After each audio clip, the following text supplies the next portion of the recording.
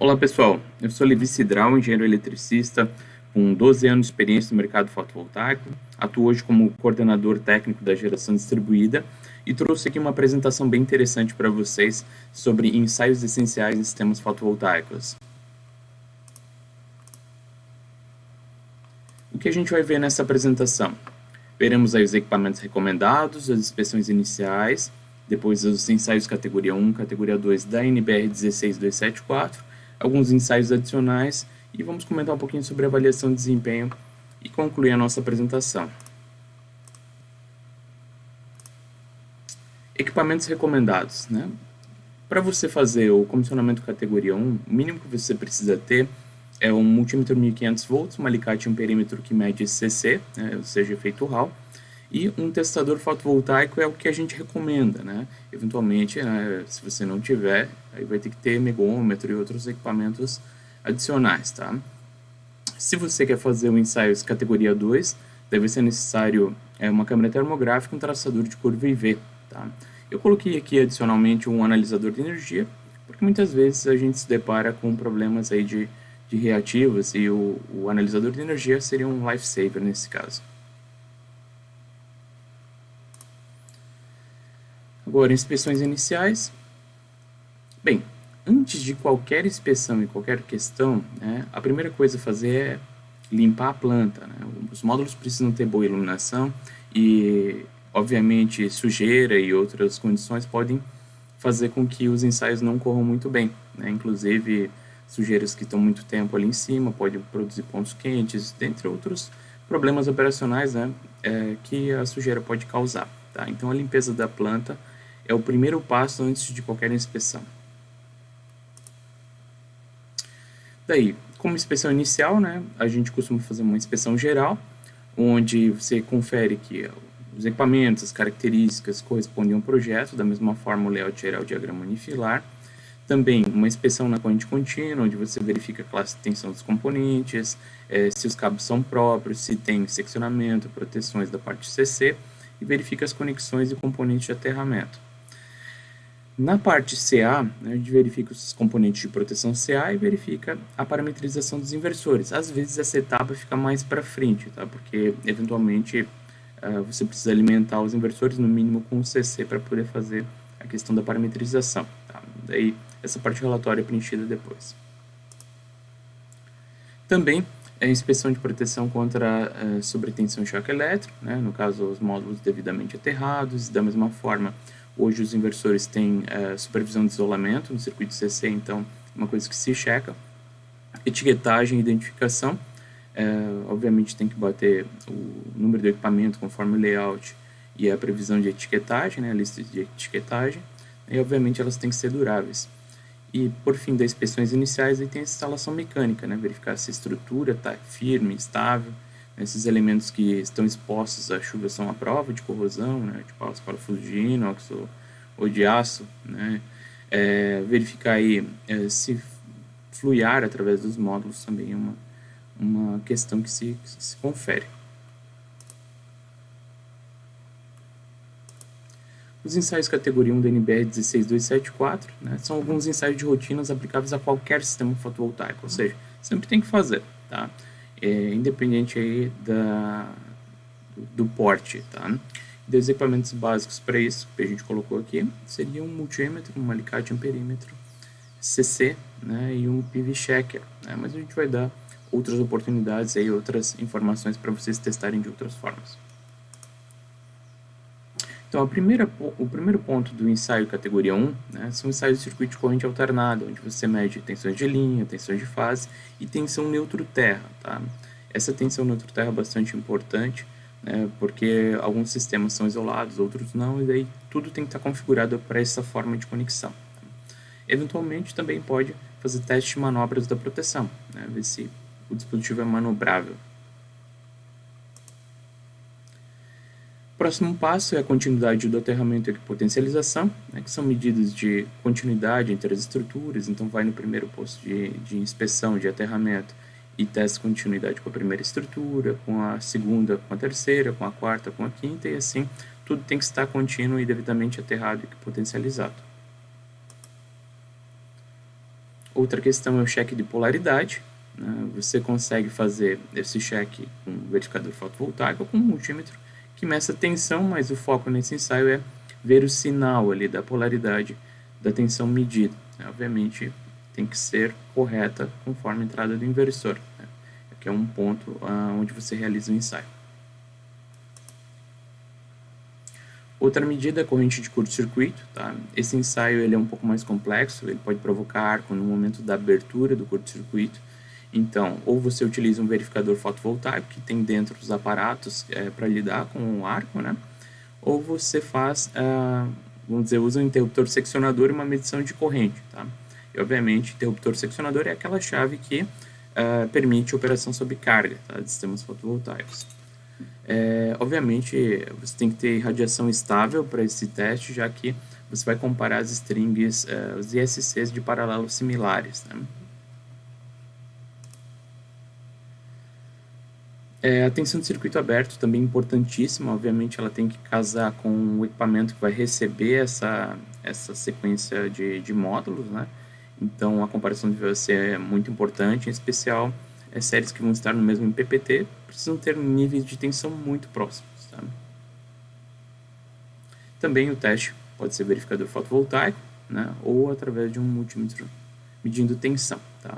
Obviamente a classe de tensão do multímetro tem que ser dentro do tamanho da série. Esse teste aqui é teste de tensões à terra, é um teste muito bom. Ele verifica se existe um curto à terra. Então, no caso, por exemplo, botou um parafuso lá e perfurou e levou o cabo com curto à estrutura. Né? A gente já fez o cheque das estruturas, estão todas plenamente aterradas.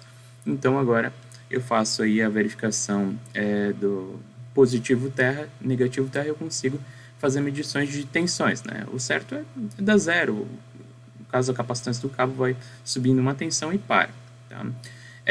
Obviamente, se tiver algum problema, você vai conseguir ler normalmente tensões complementares, né? Por exemplo, o VOC deu 500 volts, né? Vai ler mais 200, mais 300, né? Dá 500 e você sabe que tem um curto à terra e daí você tem que resolver esse curto, porque senão vai dar problema no próximo ensaio. Tá? Que é o ensaio de resistência e isolamento. Né? Se tiver algum curto à terra, você pode acabar danificando a opção do megômetro. Tá?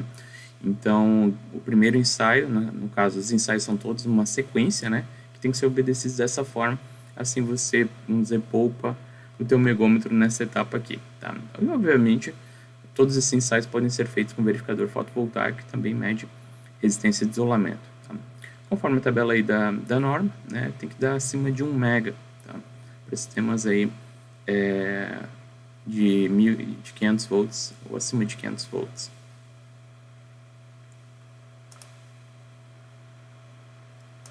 Agora são ensaios de categoria 2, esses ensaios são aplicáveis a sistemas de maior porte, que será posto em operação, né? Então, obviamente, tem que levar em consideração características do sistema, mas esses ensaios, normalmente, eles são aplicados a grandes usinas, a sistemas de maior porte.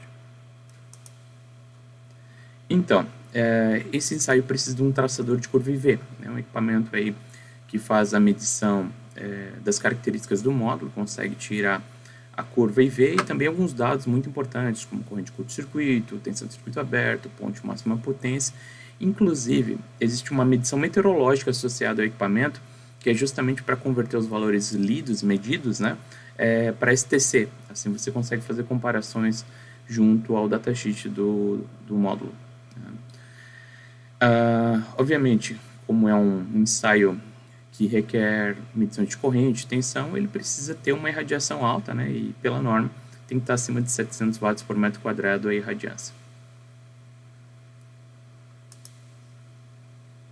Então, o ensaio, basicamente, quando você tira a curva IV, ela tem que coincidir com a referência, né? Você programa o equipamento dizendo o número de séries que tem ali, o número de módulos que tem na série, o tipo do módulo e as características dele. Existe uma curva referência, se está fora da referência, obviamente existe um problema. Claro que você pode interpretar as curvas, né? E obviamente precisa de um profissional especializado para isso.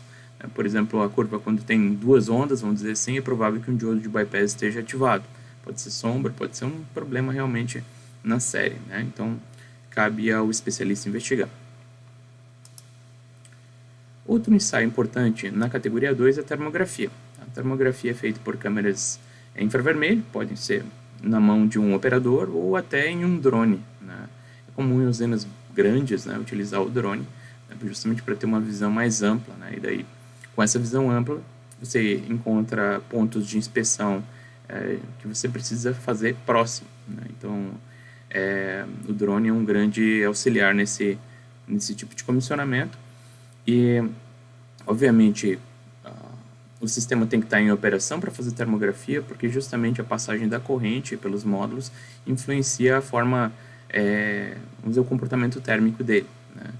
E daí, para isso também, você tem que ter uma irradiação maior que 600, uma irradiância, né, maior que 600 watts por metro quadrado, né? Quanto maior a irradiação, melhor, tá? Então, esse é um limiar mínimo normativo, tá? Então, obviamente, para você garantir isso, tem que ter uma medição de radiação, ou de radiância, para poder cumprir com esse requisito normativo. E daí, observando os módulos, né, você pode encontrar variações térmicas que chamam a atenção ou não, né? No caso, o primeiro módulo ali, ele tá ok, né? Vamos dizer, a distribuição térmica dele tá adequada, mas os outros módulos apresentam algumas anomalias térmicas, né?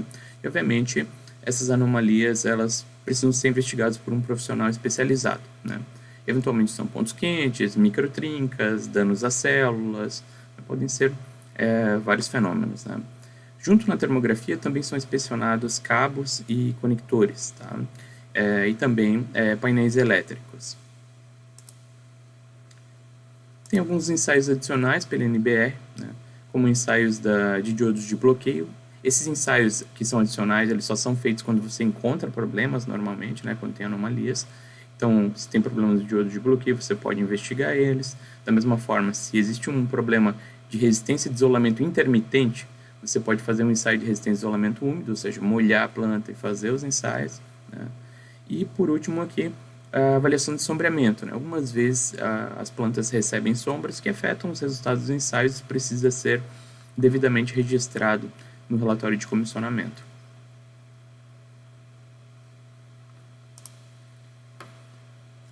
O ponto final aqui é a avaliação de desempenho, quando o sistema já pode entrar em operação, né?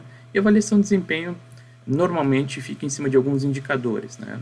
Se existe uma estação meteorológica, né, esse indicador mais exato e melhor seria a performance ratio, que justamente pega a diferença de energia de toda a energia que entrou nos módulos até a energia que saiu no ponto de conexão, né? A maneira que a norma denomina para cálculo da PR seria um cálculo sobre a produtividade real e a produtividade teórica, né? Ou seja, previsto e realizado, tá? Obviamente, existem várias formas de calcular PR, algumas mais precisas, fazendo compensação de temperatura, outras baseadas na irradiância e calculando a velocidade do vento, temperatura ambiente, para ter uma temperatura média da planta. De qualquer forma, né, são comparações que podem ser medidas pela estação meteorológica lá próximo aos módulos, no plano dos módulos, e também, no caso da energia de entrada, e energia de saída normalmente é um medidor de energia no ponto de conexão.